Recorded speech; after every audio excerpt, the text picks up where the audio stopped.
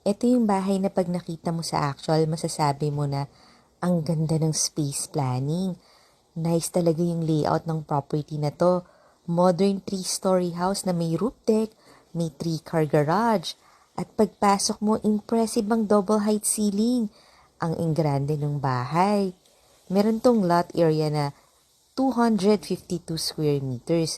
Ang floor area na sa mga 354 square meters. May ground floor bedroom na may sariling bathroom. May storage area din. Magkasama ang dining and kitchen area.